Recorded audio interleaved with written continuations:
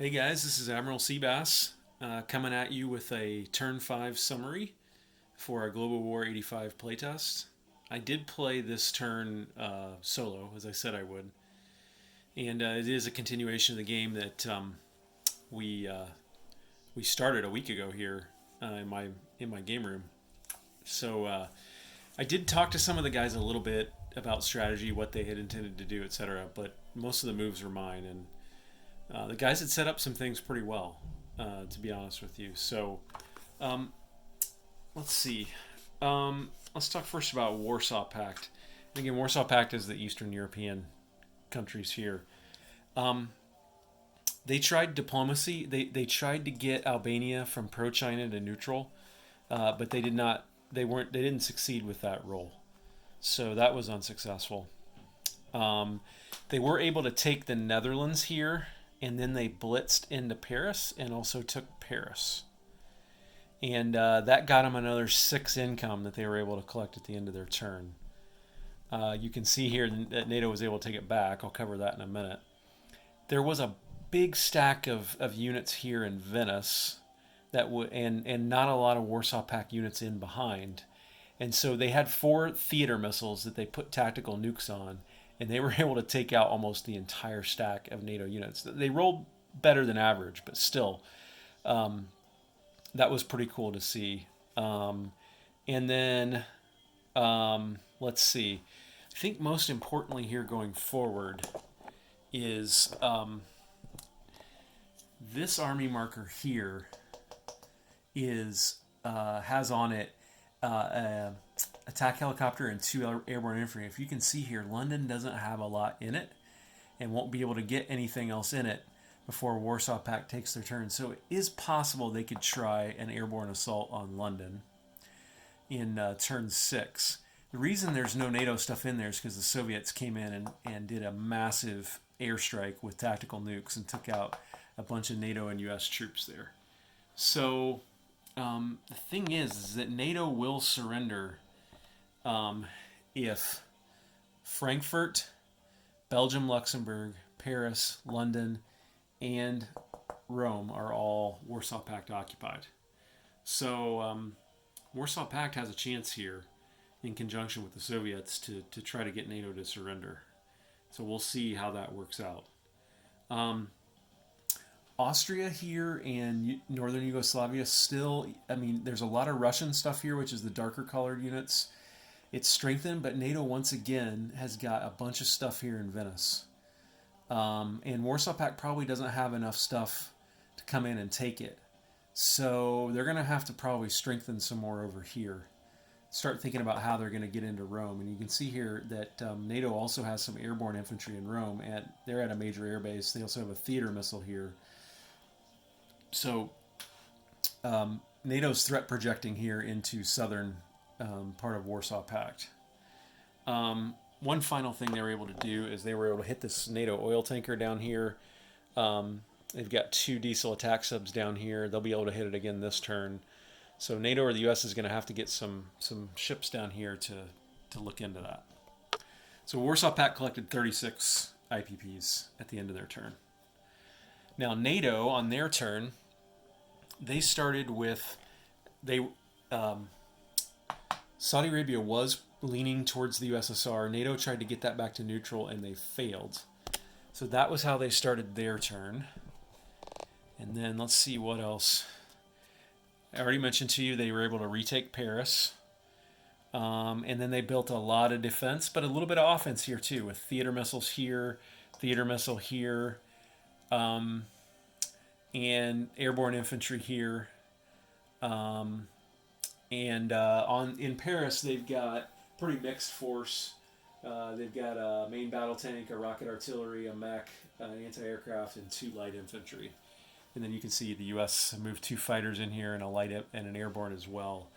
So Paris is going to be tough to hit. I think the Warsaw Pact can probably do it again, but we'll have to see. And then NATO collected 34 IPP, so only 2 less than Warsaw Pact. All right, Soviet Union. Wow, what a turn they had. They were able to persuade Saudi Arabia to join the Soviet Union. So we put these Soviet roundels down here. It became Soviet territory. That instantly denied the U.S. and NATO access to oil resources in Saudi Arabia. So U.S. and NATO income instantly went down by 6 and 2 IPPs respectively when that happened. And then you can see here they've got forces here on the border of UAE. UAE is also has oil resources in it for the U.S. and NATO. So that is a major going concern for the U.S. Probably the big thing is that the Soviets launched a nuclear theater strike here in the Middle East, and you see the mushroom clouds. That was the U.S.'s response to the Soviets' nuclear attack. But the Soviets nuked the recruitment and production center here in Pakistan, which means the U.S. couldn't even use it this turn. They also nuked an air base here in Syria, which was U.S. controlled. You can see Soviets came in here and took it, but just in case they couldn't take it, they didn't want the U.S. to have an air base that they could move troops in through. And then they also nuked the port in eastern Iran, which was U.S. controlled, again, before the Soviets came in and took it. And then they nuked the port here in South Pakistan, just so the U.S. couldn't sea lift anything in through those ports. All right. The Soviets are definitely going for total control of the Middle East. United Arab Emirates is probably next on the agenda. Jordan and Israel and Lebanon may be on the agenda here at some point pretty soon. And you can see here the U.S. has consolidated their forces in South Pakistan. So Soviets have got some cleanup here to do. And since the U.S. nuked their production and recruitment facilities in Tehran and Afghanistan, Soviets aren't able to build anything other than infantry down here at these red spots. They are still able to build here in Riyadh, like a tank or an artillery or something, or even a fighter. But yeah, so that's a lot of action in the Middle East. I mentioned Eastern Iran. Soviets were able to come in and take that. They also came in and took Syria from the U.S. So yeah, looking pretty good there. And then up here in the North Atlantic, the U.S. player got this task force a little bit too close to Murmansk, where the Soviets had a task force in a supersonic bomber. The thing about supersonic bombers in this game is they can fire up to 3 anti-ship missiles at task forces, and if they have long-range missile technology, which the Soviets do, they can fire them from one zone away. So this task force moved up here, and in conjunction with a supersonic bomber from Murmansk, were able to damage the U.S. carrier and destroy the U.S. cruiser. So this is no longer a functioning task force for the U.S. So that was a pretty big development for the Soviets. I mentioned the London attack. The Soviets have moved a bunch of their air force to Central Europe, and they all came in here and did an airstrike on all the NATO and U.S. land units in London and took them all out. And NATO and the U.S. just didn't have enough fighters or interceptors here or close to London, and so they weren't able to do anything about it.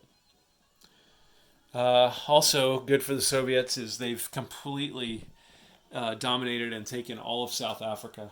And they were able to come in here and eliminate the last remaining U.S. units. So they've now got a production center here, a recruitment center in South Africa, another one in Angola here.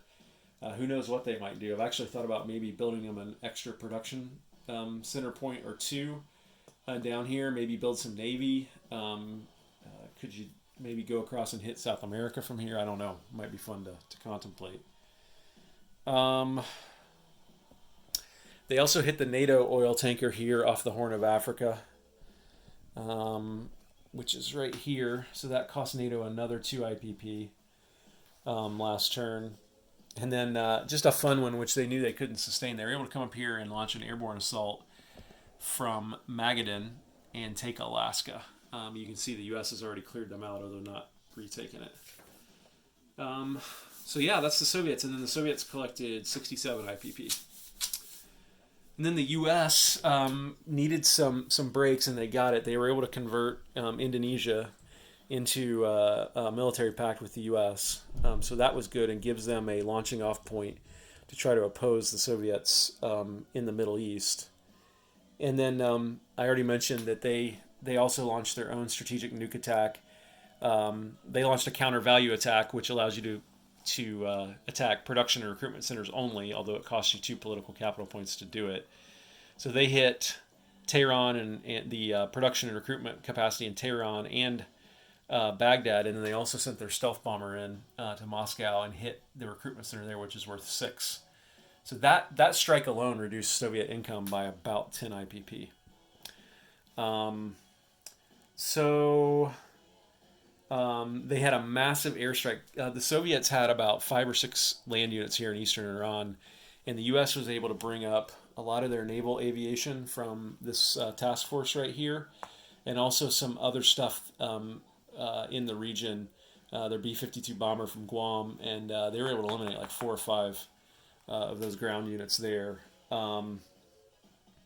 They tried to kill a lot of Soviet subs here in the Atlantic, and this was a pretty crucial thing.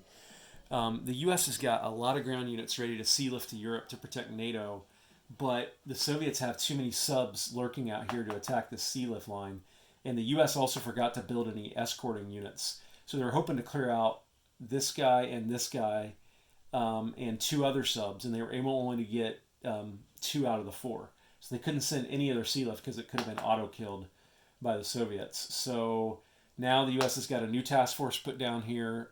They've finished it this turn. They got a bunch. They can only send 5 of these, but this should be by turn 7, 8. We should be getting 5 units a turn from the U.S. going into Europe. Let's see what else. Hang on. Yeah, last but not least, they're able to send this task force up here. The Soviets had an airborne infantry in Alaska. This task force sent in their naval strike fighter and launched a couple cruise missiles from the ships in this task force, and were able to take that guy out. And now they've got an airborne infantry here. He can go 1, 2, 3 in an airborne assault next turn and take back Alaska. And then the U.S. collected 69 IPP. And then last but not least, China. Doug had set them up really well. So you can see here, the big thing here for China is that they were able to take Taiwan this turn. And the U.S. has a choice when China invades Taiwan. The U.S. can either declare a state of war between China and the U.S., or the U.S. can just let China take Taiwan. And the U.S. said, hey, I got enough to worry about right now.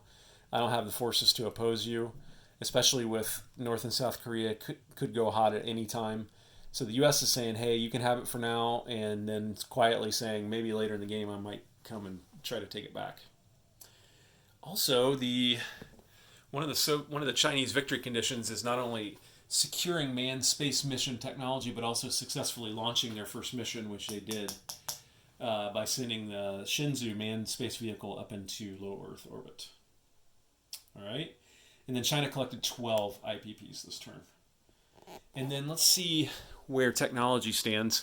The U.S. finished advanced SLBMs this turn, which lets them upgrade their existing SLBMs, and they're a lot more accurate.